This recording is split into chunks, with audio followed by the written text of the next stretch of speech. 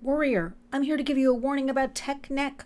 On top of everything else we have to think about, worry about, talk about, we have to talk about tech neck and the dangers. We want to protect our kids from the dangers of this tech neck.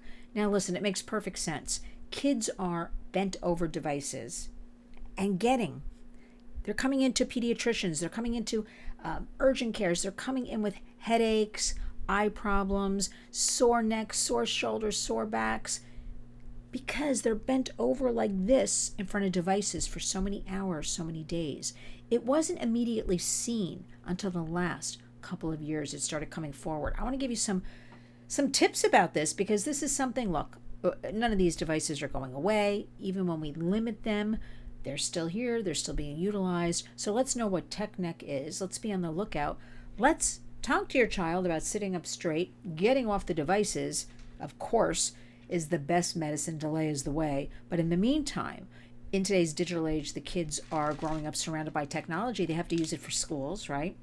They're forced into it. Smartphones, tablets, Chromebooks. Now look, that's just the way it is. That's the reality. We got to deal with the reality, because I'm also tired of hearing the way it was when we were kids, how it should be. We all know there's tremendous benefit to technology. It's not going away. How are we going to deal with it for ourselves, for our kids in our own homes and communities? And how are we going to make it better, a good experience?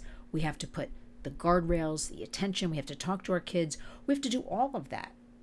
Nobody's doing it for us. So the main concern, and it's really coming to a head right now, we're getting a lot of new reports about this tech neck. It's the strain and damage caused to the neck and spine due to prolonged use of electronic devices. And here's what's so dangerous about all of this. It's the constant neck bending, all right? They unknowingly subject their necks to excessive stress. The human head weighs about 10 to 12 pounds, but when tilted forward at a 60-degree angle, common while using smartphones, the compelling force on the neck can increase to a whopping, 60 pounds. And the added pressure creates a range of issues. As I pointed out, headaches, eye aches, long-term spinal problems, muscle strain, spinal misalignment, texting claw, gamer's thumb. Think about it. The kids are always swiping or using like this, right? So what are we going to do? We're going to start talking about it. That's number one, tech neck. We're going to start talking about prevention strategies. Encourage, as I said, the proper posture. This all goes for adults as well. We're also going to remind them to hold devices at eye level, right? So they're not bending the neck. Taking breaks, implementing a rule of regular breaks during screen time, stretch, walk around, everything that's common.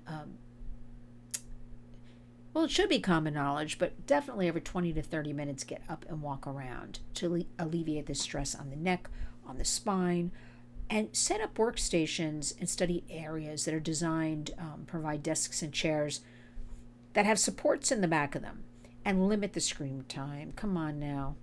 You got to do it. If you buy these devices, and most likely you do as the parent or guardian or grandparent, you have a duty of care. You have to have some rules and regulations. Have that family digital partnership we always talk about on the Warriors. You pay for the internet. You pay for the device. You pay for the router and everything going on with it.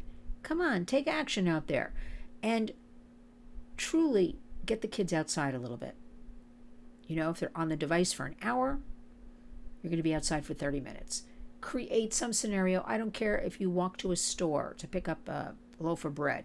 I don't care if you go out in the backyard, you're going to start raking some leaves. I don't care if you walk the dog.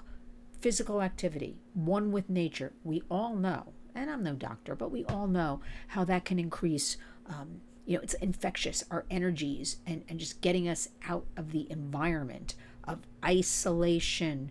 And please have regular eye checkups. Doctors are suggesting kids are not. And regular eye checkups to detect, this is once a year for a child, detect and address vision issues early. Because of the strain on the necks, they're seeing a lot of increased eye problems. Look, it's up to us to build these healthy habits and instill them. And we lead by example, right, Warriors? So bear in mind everything I just said. Tech neck, who knew? But it makes complete sense.